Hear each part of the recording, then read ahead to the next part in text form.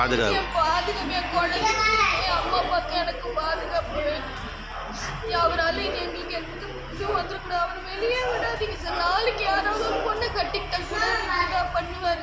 அவர் மனநிலையை அடித்து உதச்சி தனக்கு கீழே வச்சுக்கணும் தான் நினைக்கிறாரு. கொஞ்சம் நம்ம முன்னேறிட்டோன்னா அவருக்கு அது ஏற்றுக்கிற மனசு கிடையாது.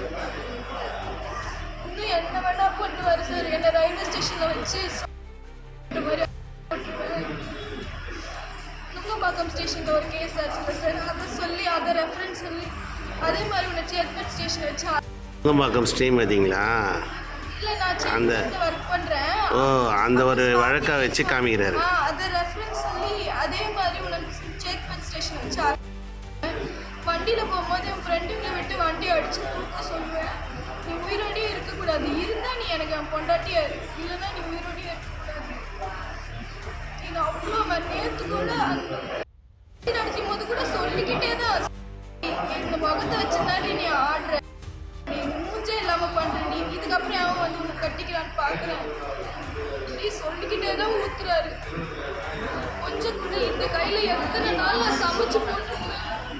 என் புள்ள மாதிரி பண்ணிட்டு சாப்பாடு சாப்பிட மாட்டேன், நான் ஊட்டி விடுவேன். இந்த கையில் நான் எவ்வளோ பண்ணியிருக்கேன். அவருக்கு கொஞ்சம் கூட பழசு எதுவுமே நினச்சிப்பேன். என் அம்மா அப்பா எல்லாரையும் விட்டுட்டு நீங்கள் தான் முக்கியம் என் மதம் மாற்றி கல்யாணம் பண்ணாங்க சார். நான் கிறிஸ்டின் புள்ள, முஸ்லீமில் மதம் மாற்றி கல்யாணம் பண்ணாங்க. கல்யாணம் 6 வருஷம். 6 வருஷத்தில் நான் பார்க்காத கொடுமையே கிடையாது. அவ்வளோ கொடுமை பண்ணி அடிச்சு 2 வாட்டி இருக்கிறேன் நான். அக்கம் பக்கம் வந்து என்னை காப்பாற்றிருக்காங்க. என் குழந்தைக்காக சார் நான் இருக்கிறேன். இன்னைக்கு என் பிள்ளைக்கு அதே நான் நாளைக்கு புள்ள மூஞ்சி இதே மாதிரி ஆக்குறேன்டி அப்படின்ட்டு போயிருக்கிறாரு. என் பிள்ளைக்கு இதே மாதிரி ஆச்சுன்னா உயிரோடே இருக்கு.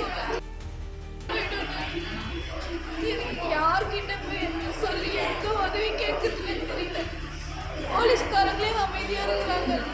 இன்னைக்கு நானும் ஃபோன் பண்ணி கேட்ட பிறகு தான் ஆளு ஊரில் இல்லைம்மா தேடிக்கிட்டு இருக்கோம். சம்பவம் நடந்து 2 நாள் ஆகுது. ஞாயிற்றுக்கிழமை நைட்டு நடந்துச்சு.